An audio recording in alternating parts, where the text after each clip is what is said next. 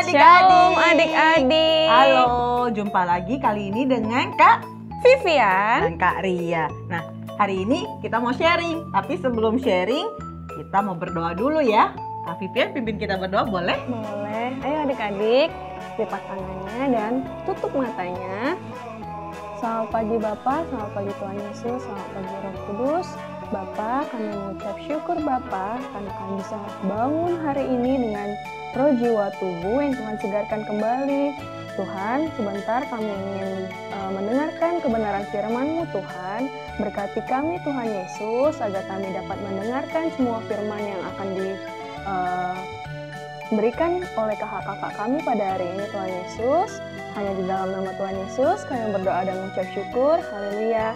Amin. Amin.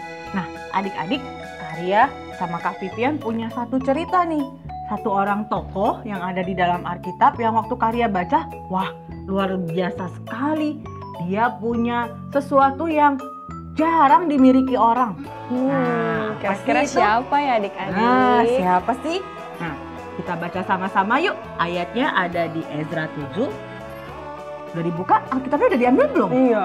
Ayo buru Ayo. lari-lari. Udah kebiasaan tahun baru, terus lupa Alkitabnya taruh di mana. Yuk, ambil Alkitabnya. Kita buka sama-sama di Ezra 7 ayatnya yang ke-10. 10. Oke, Kak Ria hitung 1 sampai 3. Kita sama-sama buka ya. 1, 2, 3. Sudah ketemu ya? Nah, Kak Vivian boleh bacain? Kakak bacain ya. Ezra 7 ayat 10. Sebab Ezra telah bertekad untuk meneliti Taurat Tuhan dan melakukannya serta mengajar ketetapan dan peraturan di antara orang Israel.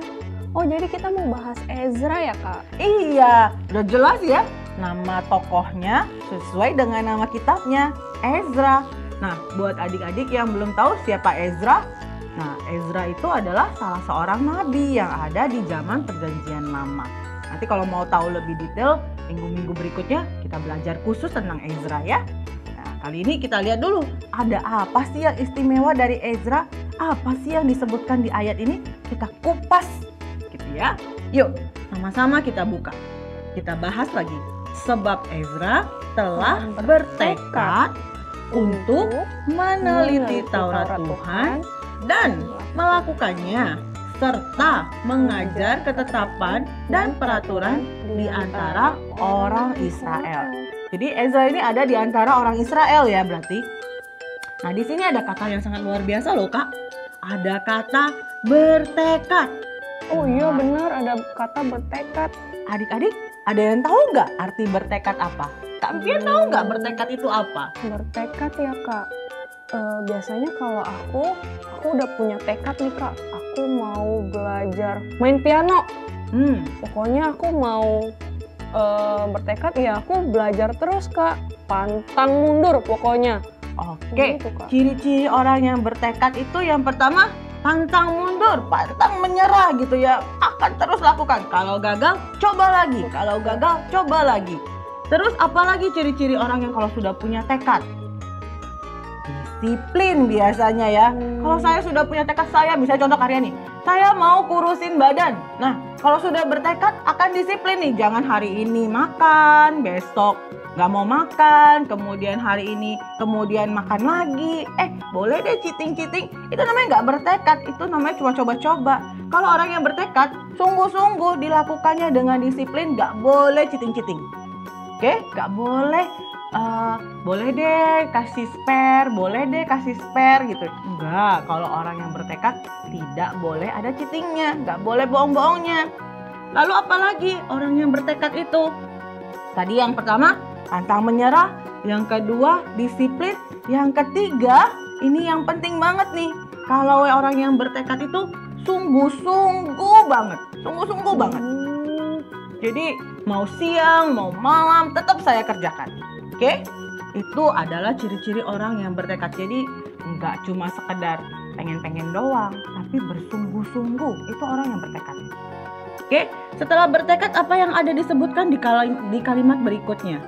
Untuk meneliti Taurat Tuhan. Nah, kalimatnya bukan cuma sekedar baca, bukan cuma sekedar cari tahu, tapi meneliti loh. Adik-adik pernah melakukan penelitian nggak? Kak Vivian pernah penelitian nggak? Pernah dong Kak, bener-bener di sekolah adik-adik pasti juga pernah tuh ngelakuin penelitian, misalnya ilmu pengetahuan alam tuh Kak. Aku bener-bener kayak harus cari di buku ini, buku itu, buku ini, pokoknya semuanya buku aku harus cari Kak. Betul sekali. Nah, kalau yang kuliah pasti kalau penelitian tuh mau bikin skripsi. Betul. Nah, pasti bacanya bukan satu buku, banyak buku referensi, banyak buku-buku pendukungnya gitu ya. Meneliti itu cari sampai detail, cari sampai yang kecil-kecil supaya tahu. Nah, kakak tahu nggak sih kenapa melakukan penelitian? Orang kan nggak sembarangan ya tiba-tiba, saya mau meneliti Ada orang yang, saya pengen tahu aja, baca-baca aja. Tapi kalau meneliti, sampai detail, sampai tahu kenapanya, mengapa, semuanya dia cari tahu. Kalau di karya, biasanya karya disuruh 5W 1H. 5W ada 5 huruf W-nya. Ada what-nya, ada who-nya. What itu apa? Who itu siapa? Lalu ada when, kapan? Ada where, di mana? Ada why, kenapa? 5 ini harus dibahas. Siapa yang bikin? Kapan bikinnya? Apa yang dibikin? Di mana dibikin? Kenapa dibikin? Itu diteliti semuanya. Dan 1H, how? Gimana caranya? Kenapa bisa jadi begini? Nah, dia teliti tuh. Setelah meneliti, yang diteliti bukan sembarangan. Taurat Tuhan. Tuh, begitu cintanya si Ezra dengan Taurat Tuhan sampai dia cari tahu kenapa Tuhan memberikan ini semua. Kenapa Tuhan turunkan perintah seperti itu. Dia cari tahu semuanya. Terus setelah dia bertekad, kemudian dia teliti, yang dia teliti adalah Taurat Tuhan. Lalu apa yang dia lakukannya? Melakukannya. Setelah dia cari tahu semuanya, dia lakukan Kak. Jadi bukan cuma tahu-tahu, oh ya sudah. Nah gitu ya Kak ya. Ada orang-orang yang, saya tahu Tuhan suruh saya begini, Tuhan suruh saya hormat sama orang tua, ya udah tahu aja, nggak dilakukan. Tapi Ezra beda, dia melakukannya. Setelah dilakukan, dia mengajar Kak. Nah, kalau kita bisa mengajar, pasti kita sudah sangat menguasai, pasti sudah pernah melakukannya, pasti sudah pernah belajar dan sudah diteliti seluruhnya. Kayak ibu guru kita sebelum diajarkan pelajaran ke kita, pasti sudah dia cari tahu dulu sama ibu gurunya. Lalu diajarkan. Nah, hidup kita juga kayak gitu Kak. Kita harus belajar kayak Ezra. Tuhan sudah kasih kita contoh yang luar biasa seorang Ezra. Ezra itu bukan teman-teman adik-adik ya, tapi Ezra yang ada di Alkitab ya. Ezra yang luar biasa. Karya berharap siapapun yang bernama Ezra bisa punya tekad seperti Ezra yang ada di Alkitab. Karya percaya orang tuanya ketika kasih nama Ezra pasti berharap kamu kayak Ezra yang ada di Alkitab, yang punya tekad yang luar biasa mau meneliti Taurat Tuhan. Terus apalagi? Mengerjakannya. Habis dikerjakan, diajarkan. Nah, cara kita ngajar ada yang bisa kayak kita ini Kak, diajarin langsung. Ada yang kasih contoh ke teman-temannya dengan melakukannya. Jadi teman-temannya lihat, kok dia ngelakuin seperti ini ya, saya mau tiru Itu juga bentuk mengajarkan.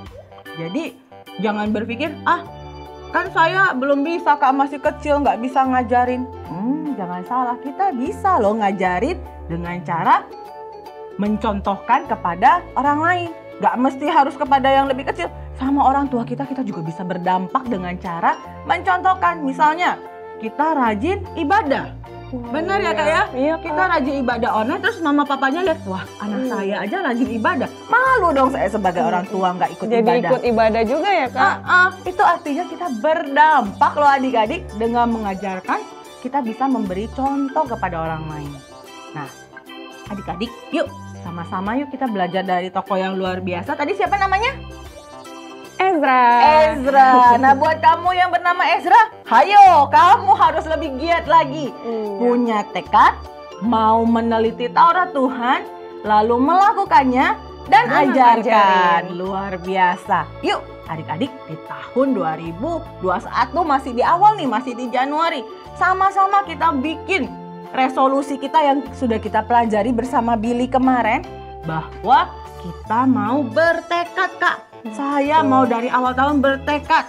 Bukan cuma bertekad rajin sekolah minggu, bukan cuma bertekad taat sama orang tua, tapi kita juga mau bertekad untuk mencari tahu firman Tuhan. Supaya hidup kita selalu dipimpin firman. Bisa adik-adik? Bisa dong, Kak. Bisa dong, Kak Arya. Percaya adik-adik di sini semuanya luar biasa dan pasti bisa. Nah, untuk supaya setiap hal yang kita pelajari ini lebih masuk ke dalam hidup kita, lebih kita hayati lagi, kita mau tutup dalam doa, kita minta Tuhan untuk tolong kita mau seperti Ezra. Yuk kita berdoa ya, Kak. Iya, Kak.